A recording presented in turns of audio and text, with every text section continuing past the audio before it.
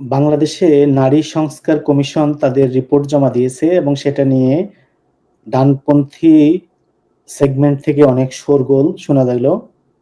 তারা এতে প্রবল বিরোধিতা করেন এবং অনেকে একে নারীবাদের পক্ষ থেকে বা নারীদের পক্ষ থেকে একটা অডাসিটি বলে মনে করেন, যে কিভাবে তাদের সাহস হলো এরকম একটা সংস্কারের প্রস্তাব করা। তো সংস্কার আসলে দরকার, বাংলাদেশে সব জায়গায় সংস্কার দরকার। যেখানে দরকার ছিল সবচেয়ে বেশি শিক্ষা সংস্কার করা, সেটা হয়নি। নারী সংস্কারও খুবই দরকার, বা নারী বিষয়ক চিন্তা ভাবনা। আসলে কি হয়েছে ব্যাপারটা? তো বাংলাদেশে যেটা হয়েছে, জুলাই অগাস্ট অভ্যুত্থানের পরবর্তী সময়ে আমরা বাংলাদেশে ডানপন্থীদের এক ধরনের উত্থান দেখতে পাচ্ছি। সেরকম ভাবে রাজনৈতিকভাবে উত্থান নয়, কিন্তু সামাজিক স্ফিয়ারে এবং রাজনৈতিকভাবেও বলা যায় যে এক ধরনের ডানপন্থী প্রচার প্রচারণা, মতাদর্শকে শক্তভাবে প্রতিষ্ঠা করা এবং ভারত বিরোধিতার নাম দিয়ে ডানপন্থী মতাদর্শকে সমাজে জোর করে চাপিয়ে দেওয়ার একটা প্রবণতা দেখা যাচ্ছে, যে কারণে আমরা নারীর প্রতি সহিংসতা বাড়ার ঘটনা দেখতে পাচ্ছি। এমনকি পাবলিক স্পেসে নারীর গায়ে হাত তোলার মতো ঘটনাও আমরা অহরহ দেখতে পাচ্ছি। তো এগুলি খুবই খারাপ সংকেত বা খারাপ দিকে টার্ন নিচ্ছে, এবং বাংলাদেশে অদূর ভবিষ্যতে হয়তো এগুলি আরো বাড়বে, না বাড়লেও বর্তমান অবস্থা বজায় থাকবে, এটা ভাবা যাচ্ছে। কারণ দেশে এখন যে সরকার ক্ষমতায় আছে, প্রফেসর ইউনূসের সরকার, দেশের বিভিন্ন পেশার মানুষজনকে নিয়ে শিক্ষিত, উচ্চশিক্ষিত, ইংরেজিতে খুবই পারদর্শী মানুষজনকে নিয়ে এই সরকার চলছে।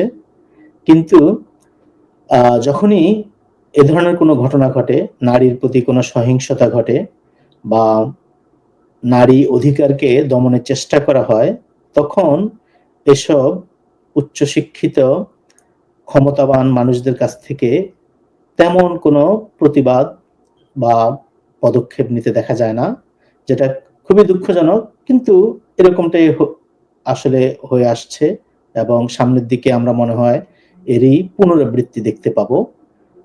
এটা কেন হচ্ছে? আমার মনে হয় বিগত হাসিনা সরকারের সময়ে হাসিনা বাংলাদেশে এই মৌলবাদকে উস্কে দেওয়ার চেষ্টা করত, এবং তার প্রতিপক্ষ হিসেবে সবসময় মৌলবাদী শক্তিকে দেখত।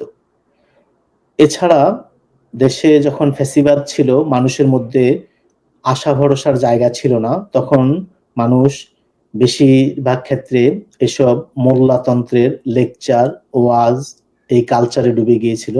কারণ আপনি সরাসরি হাসিনার প্রতিবাদ হয়তো করতে পারবেন না, কিন্তু ওয়াজের মাধ্যমে, ইসলামের নামে, ইসলামের আবরণের মধ্য দিয়ে তাকে হয়তো কিছু বলার চেষ্টা করলে সেটা বলতে পারো। তারপরে দেখা গেল যে অনেক ইসলামিস্ট এবং অনেক মোল্লাকে এই কারণে সে সময় নির্যাতিত হতে হয়েছিল।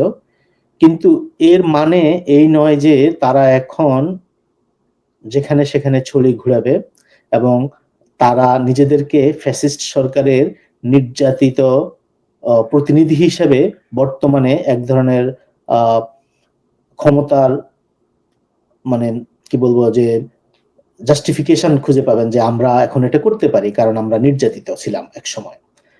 তো যেটা হয়েছে যে বাংলাদেশের নারীবাদী যে গোষ্ঠী বা নারীদের যে অধিকার নিয়ে যারা কথা বলেন, তাদের স্বর, তাদের কণ্ঠস্বর আরো কোণঠাসা হবে।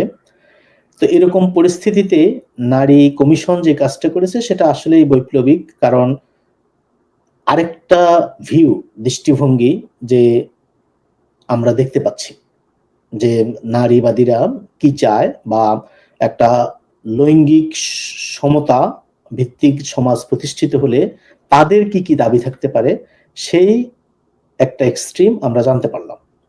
এক এক্সট্রিমে আছে যে নারীকে বস্তাবন্দি করে 4 বিয়ে, কি সব লাইক সালাসা, রুবায়া ওইসব করা, যে খুবই দুঃখজনক, তারপরেও হাস্যকরও বটে। তবে কিছু মিডিয়া এখন বাংলাদেশে এগুলিকে মানে প্রমোট করার চেষ্টা করতেছে যে 4 বিয়ে করা এবং মানে নারীদেরকে তাদের অধিকার থেকে বঞ্চিত করা, নারীর পোশাকের প্রতি কটাক্ষ করা, এই যে ব্যাপারগুলি, এবং তাদেরকে ট্যাগিং এর মাধ্যমে, যেমন শাহবাগী ট্যাগিং, যে আবহমান কাল থেকে যে বাংলাদেশের নারীর যে পোশাক, যে শাড়ি বা কাপড় বা দোপাট্টা যেটা পরতো, ব্লাউজের প্রচলন এই সেদিন হয়েছে, ঠাকুরবাড়ি থেকে এসছে, কলকাতার ঠাকুরবাড়ি থেকে ব্লাউজ পরার প্রচলন হয়েছে।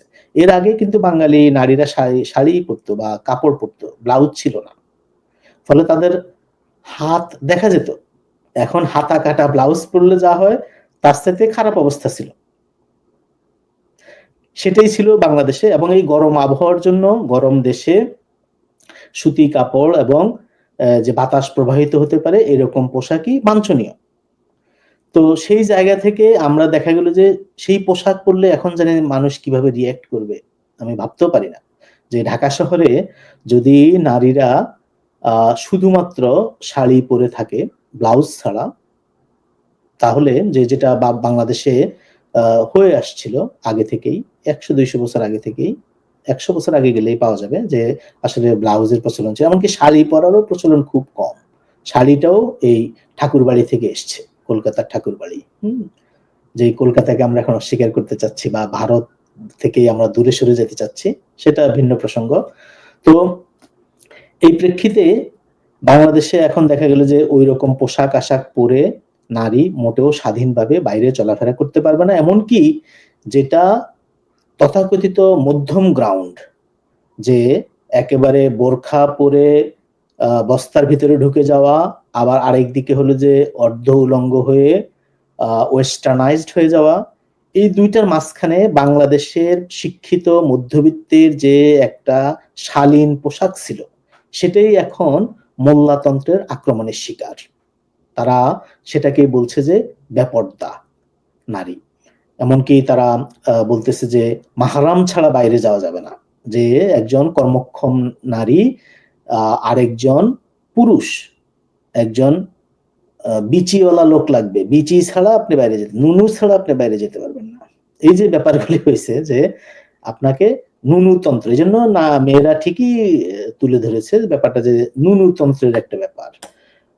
এই এর এগেইনস্টে এই নারী কমিশন দেখা গেল একটা কড়া জোরসে একটা থাপ্পড়, একটা চপেটাঘাত যেটাকে বলে বাংলাদেশে বা বাংলা সাহিত্যে, একটা চপেটাঘাত করেছে। আমরা দুইটা দিকই দেখতে পাচ্ছি, যে একদিকে এরকম একেবারে নারীকে টোটালি অতীত না, এটা আসলে এটা এক ধরনের যে মধ্যপ্রাচ্যের পেট্রোডলার নির্ভর মোল্লাতন্ত্রের সালাফিস্ট ওয়াহাবিস্ট যে একটা প্রচারণা, সেটার থেকে এসছে এই যে নারীকে এভাবে কোণঠাসা করে ফেলা এবং মানে বস্তাবন্দি করে ফেলা। আরেকটা সাইড হলো যে ওয়েস্টার্ন এডুকেটেড যেটা হয়, ওয়েস্টার্নাইজেশন সারা দুনিয়াতেই পাশ্চাত্যকরণ হচ্ছে, পাশ্চাত্য শিক্ষা, সেটার মাধ্যমে দেখা গেল যে নারী নিজের শরীরের অধিকার নিজে নিতে চাচ্ছে, সে জেন্ডারের কথা বলতেছে, লৈঙ্গিক সমতার কথা বলতেছে, আমার শরীর আমার সমাজ আমার মতো করে আমি চলবো, আমি ওর নাকি গলায় পেঁচায় রাখবো না বুকের উপর রাখবো আমার ব্যাপার, আমার বা পর্দা, সে শালীন নর্মাল পোশাক পরে থাকলেই হলো। কিন্তু সেটা দেখা গেল এখন আক্রমণের শিকার হচ্ছে। আর মধ্যবর্তী যে একটা ব্যাপার, যে মধ্যবিত্ত সালোয়ার কামিজ বা শাড়ি পরে যে গত যে 60-70 দশক থেকে শুরু করে 80-90 দশক পর্যন্ত আমরা বাংলাদেশে যে মেয়েদের যে কালচার দেখেছি, বা ঢাকা ইউনিভার্সিটির আপনি যদি ছাত্রীদের ছবি দেখেন যে 60-এর দশকে 70-এর দশকে তারা কিভাবে ঢাকা ইউনিভার্সিটিতে আসা যাওয়া করতো, সেটা এখন মনে হয় যেন দুঃস্বপ্ন। মানে সেরকম আমরা দিন দিন মানে দেখা গেল যে উল্টো রথে হাঁটতেছি, ওই ঝিয়ের পেটে মায়ের জন্ম বলে না, ওইরকম ঘটনা ঘটতেছে, উল্টা ঘটনা ঘটতেছে। তো এই দুইটা এক্সট্রিমের মাঝখানে আমি নারীবাদীদের ব্যাপারটাকে এক্সট্রিম বলবো না, তাদেরটাকে আমি বলবো যে কিছুটা আউট অফ টাচ একটা প্রতিবেদন তারা জমা দিয়েছেন সংস্কার কমিশনে। তাদের অনেকগুলি কথাই খুবই যুক্তিযুক্ত, বিশেষ করে শ্রমিকদের অধিকারের জন্য যে কথাগুলি তারা বলেছেন, কর্মজীবী নারীদের অধিকারের জন্য যে কথা বলেছেন, মাতৃত্বকালীন ছুটির ব্যাপারে তারা যে কথাগুলি বলেছেন, এই কথাগুলি খুবই যুক্তিযুক্ত, যুক্তিসম্পন্ন। অপরদিকে তারা দেখা গেল যে লৈঙ্গিক সমতার জন্য যে এলজিবিটি ইস্যু নিয়ে বা এলজিবিটি কে ইনক্লুসিভ একটা যে কথা বলেছেন, সেগুলি হয়তো অনেকের খারাপ লেগেছে। তো সেটার জন্য মিডল গ্রাউন্ড আছে, কিন্তু সেই কারণে তাদেরকে টোটালি ব্রাশ অফ করে দেওয়া যাবে না যে এই নারী কমিশন কিছুই বলতে পারে নাই, নারীরা এরা আমাদের প্রতিনিধি না, এরা কারা আমরা চিনি না, ইত্যাদি ইত্যাদি। তাদের কথায় ভুল আছে কিনা, তাদের দাবি দাওয়াতে ভুল আছে কিনা, সেটার ব্যাপারে কেউ যাচ্ছে না। এমনকি তাদের এই যে কমিশনের রিপোর্টটাও হয়তো কেউ পড়ে দেখেনি। কিন্তু এই বিপক্ষে প্রচারণা এবং মানে জোট বাঁধার ক্ষেত্রে দেখা গেল যে সারা দেশে পুরুষতান্ত্রিক যেসব পুরুষ আছে, সেটা ডানপন্থী থেকেও আসতে পারে, মধ্যমপন্থী থেকেও আসতে পারে, কারণ পুরুষতন্ত্র যেহেতু পুরুষের সুবিধা দেয়। বোনের হক বা বোনের মায়ের বা নারী জাতির সম্পত্তির অধিকার নিয়ে যখন প্রশ্ন, তখন সেখানে সব পুরুষরা এক কাট্টা হয়ে যাবে, এটা তো ভাবাই যায়। সেরকম হয়েছে। তো সেই জায়গা থেকে আমি মনে করি যে এটা আলোচনার দাবি রাখে এবং এটা একটা গুরুত্বপূর্ণ কাজ হয়েছে। ভবিষ্যতে বাংলাদেশের জন্য আমার মনে হয় যে যেটা হয়েছে এখন 1975-এ আওয়ামী লীগের পতনের পরে 1980-র দশক আমরা দেখেছি কি যে ইসলামাইজেশন হয়েছে বাংলাদেশে। এক ধরনের যে রাষ্ট্রধর্ম ইসলাম, সংবিধান ইসলাম, আমাদের প্রেসিডেন্ট এরশাদ স্বপ্ন দেখে বিভিন্ন মসজিদে নামাজ পড়তে যেতেন, ইত্যাদি ইত্যাদি ইত্যাদি ঘটনা ঘটেছে। তো আমরা মনে হয় সেই রকম আরেকটা ফেজে এখন ঢুকেছি, বিশেষ করে এখন। তো এটার অবসান ঘটতে বা এটার আর অবসান হবে কিনা, বিশেষ করে যেহেতু পাকিস্তান এখন আমাদের একেবারে পেয়ারের জিগরি দোস্ত, তো সেটা অবশ্যই ভাবনার বিষয়।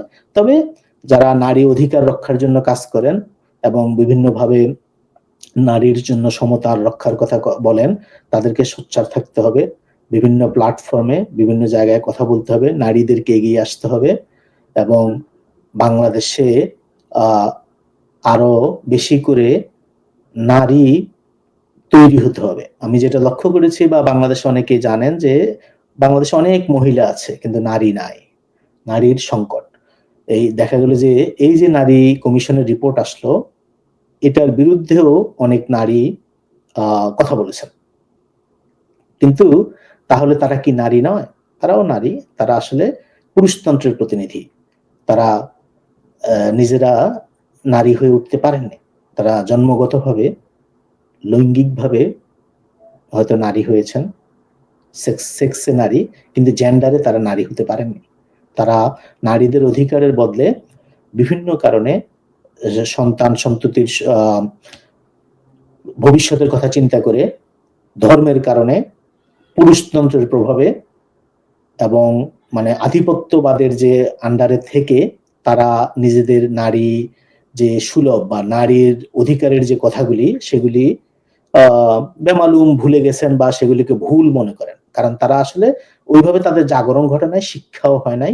ফলে আমরা নারীদের মধ্য থেকেও এখন নারী বিরোধী কথাবার্তা শুনতে পাচ্ছি।